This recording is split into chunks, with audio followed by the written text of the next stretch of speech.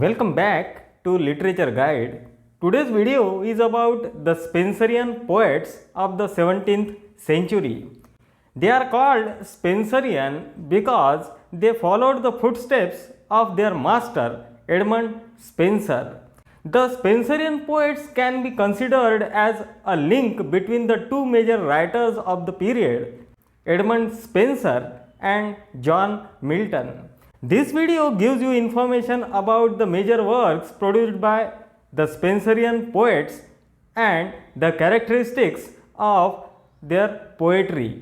The group comprised some major writers of the time. They are George Wither, William Drummond, Sir John Davies, Sir William Alexander, Phineas Fletcher, and his younger brother Giles Fletcher.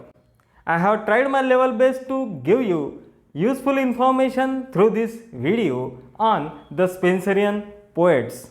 I have already produced many videos on literary schools and movements. For more information, you can visit a website. The link of the website is there on the screen. You can get more information on this website.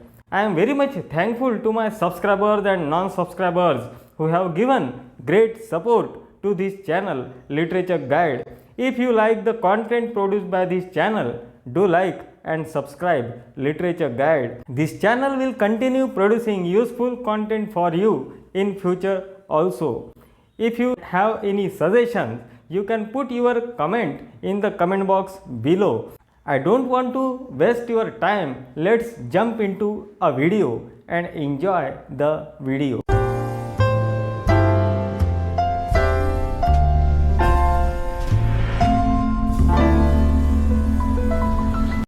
The Spenserian Poets.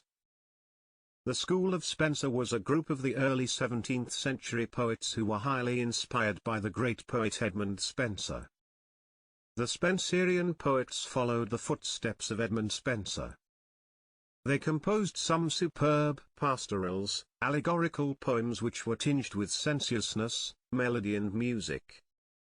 These poets were also influenced by the 16th century French Protestant poet and courtier, Guillaume de Salice du Bartas, who composed his famous creation epic, La Semaine, in 1578.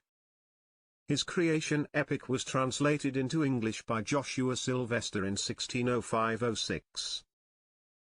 The Spenserian poets can be deemed as a bridge between the two great Puritan poets of the English Renaissance, Edmund Spenser and John Milton. The school of Spenser comprised some renowned poets such as George Wither, William Browne, Phineas Fletcher, Giles Fletcher, William Drummond of Hawthornden, Sir John Davies, and Sir William Alexander.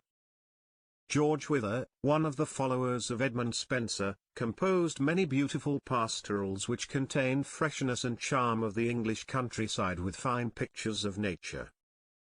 George Wither's poems make the readers recall the poetry of the lake poets of the Romantic Age. George Wither's caustic satire Abuses Stripped and Whipped appeared on the literary scene in 1613, for which he was imprisoned in the Marshalsea. During his imprisonment, George Wither composed a famous poem, The Shepherd's Hunting, which is a sequel to William Browne's poem The Shepherd's Pipe, published in 1614. George Wither's poem The Shepherd's Hunting was published in 1615. He also produced the elegy named Fidelia in 1615. It is a poetic epistle sung by a lovelorn nymph. It was reprinted in 1619. The elegy was included in Thomas Percy's collection Relique of Ancient English Poetry, published in 1763. Another bitter satire of George Wither is Motto, for which he was again imprisoned. It was published in 1621. But the most remarkable work of George Wither is Hymns and Songs of the Church, which can be considered as the first hymn book in the English language. It was published in 1623. It is important to note that George Wither was involved in a controversial quarrel between the playwrights which is known as Wars of the Theatre. He was criticized by Ben Jonson as chronomastics in his Masque, Time Vindicated, published in 1623. William Browne was another major poet of the Spenserian school of poets who adroitly painted the scenery of Devon and revealed the beauty of nature in his series of pastorals known as Britannia Pastorals. It was written in 3 volumes.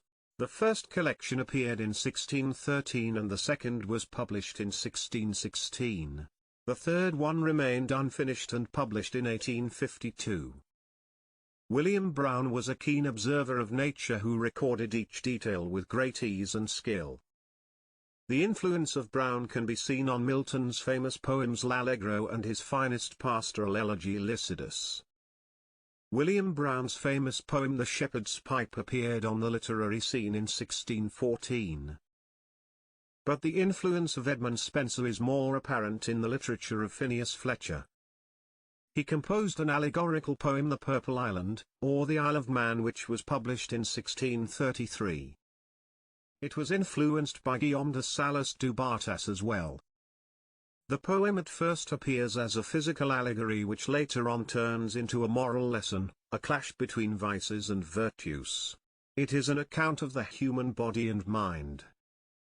Phineas Fletcher produced piscatory eclogues in 1633 which present the fisher boys on the banks of the river Cam.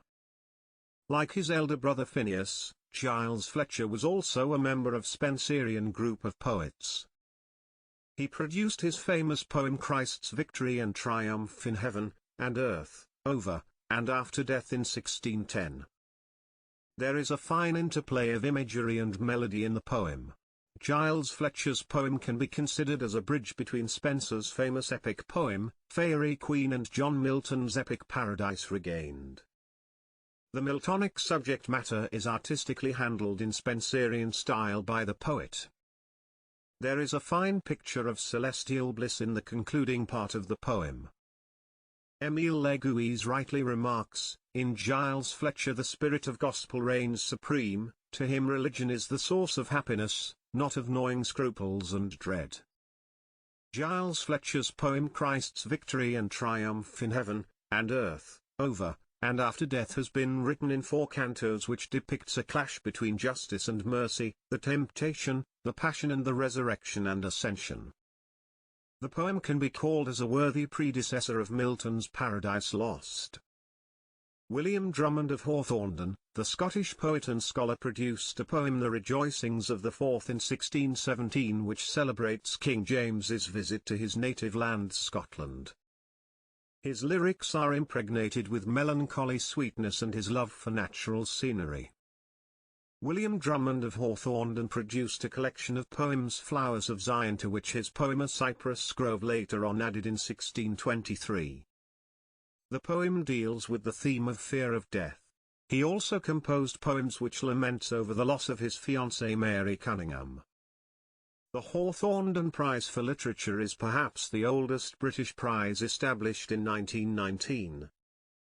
Sir John Davies, one of the members of the Spenserian school, composed a beautiful poem orchestra, or a poem of dancing, which appeared in 1596. It presents Antinous' attempts to persuade Penelope to dance with him. Some other important poems are the hymns of Astrea and Nostisum, which appeared in 1599. His poem Nostisum has been written in philosophical vein which deals with the nature of man and the nature of the soul. Sir John Davies also composed Gullinge Sonnets, which are highly satirical in vein and they reflect the spirit of the poet's time. Sir William Alexander, the courtier, friend of William Drummond of Hawthornden, and the Scottish poet, produced a collection of songs and sonnets called Aurora in 1604. He wrote a long poem entitled As Doomsday in 8-line stanza in 1604. His tragedies on Darius, Julius Caesar, Alexander, and Croesus became rich source of John Webster's 2 major plays, The Duchess of Malfi and The White Devil. How is the video? I hope you liked the video. I have already produced many videos on literary criticism, English prose, poetry and drama. You can visit this channel. You can watch all these videos on this channel. For more information, you can visit a website. The link of the website is there. on the screen. You can get useful information on this website, especially for the students who have been pursuing NET and SET exams conducted by UGC India. I will meet you soon with a new and fresh topic of English literature. But before I leave, I would like to thank my subscribers and non-subscribers. If you really like the content produced by this channel, do like and subscribe Literature Guide. I will meet you soon with a new and fresh topic of English literature. Meet you. Please subscribe Literature Guide.